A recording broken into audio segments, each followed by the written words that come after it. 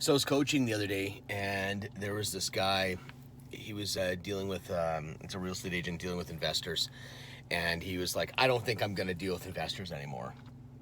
And I'm like, yeah, I get it. Like, I used to be an investor. You put out thousands of offers. You try to get the deal. You don't value the agent. So I get that. But then I wanted to go a little bit deeper. I'm like, what exactly is going on psychologically? And I said, what's going on? He goes, oh, I've showed him so many different deals. Like, I know the game. I've showed him exactly the best investments, and they keep giving me other properties to look at. They keep giving me situations that, like, I'm driving them all over the place. Now they want to do duplexes. Now they want to do this town and that town. And so he's running around doing this, getting more resentful and more angry, and he's creating a story that it's the investor world I'm not interested in. And I'm like, the biggest question I always ask when we create these statements are, is that really true? There's my eyeballs. How do I get this? I'm doing this video this way. It's like I'm looking at you, but I'm not. Hey.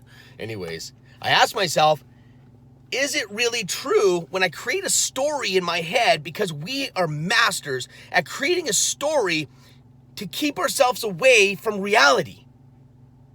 It's one of the greatest self-sabotages, and it's hidden in very, very logical analysis and logical thought that makes sense, that everyone could be convinced that, investors are such a waste of time. Something in my gut said there's more. So I said, okay, let's talk about this. Did you establish your expectations of this relationship? Because when I started hearing him talk about how he analyzes real estate, I was like, because I know the game of investing, and I'm like, this guy's legit. He knows his stuff.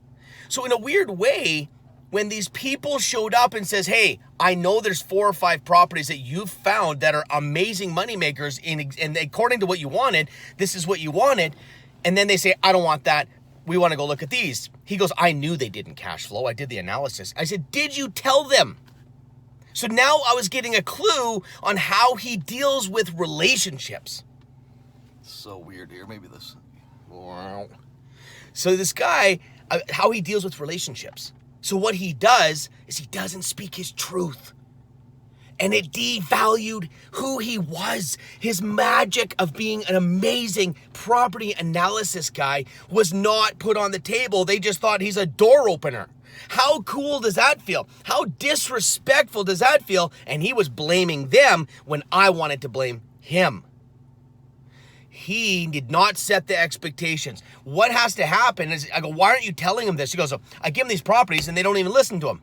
That's what you need to say. He's like, just like that? Yes.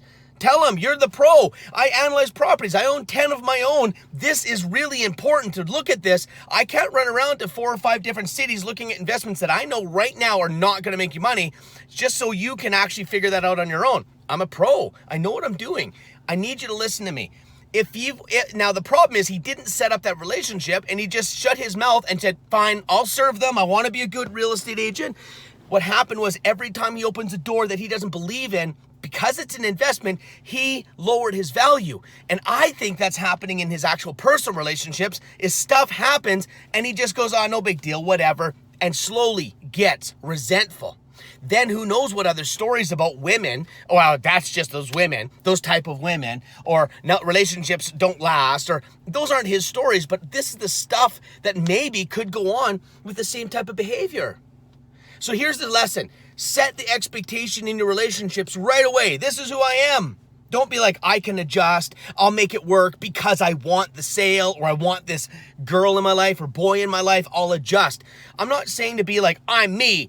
I'm not adjusting. That's not going to work either. That's just a control freak.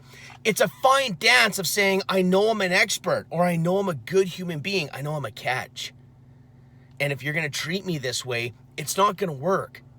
So his homework was to set up a filtering system for investors, a little questionnaire to determine exactly the client that he wants to deal with. So when he meets them, it knows right away, can you fill out this form? It establishes his value. He says, this is how I work. I will find you money-making properties, but I'm not a door opener. I'm an investment advisor that happens to have a real estate license. Change the entire thing. That one piece of advice probably going to make him tens of thousands of dollars. Because all the other deals. He would have run around and been so frustrated he would have stopped doing real estate investing. These are the things that are more important than anything in the world, is how to get yourself out of your own way. He's now going to be establishing relationships in his personal life a little different too. He's not going to feel used and abused. But you know what? He's also not going to blame anybody. He's going to look at himself and go, how did I create this situation? How did I create the feeling that I am not valued? I think now that he points it at himself without judgment and says, wow, how did I create that? Is he didn't establish who he was. He has to know who he is. He has to know that he's a really good investment advisor. Just like people in relationships, they don't know they're a really good catch.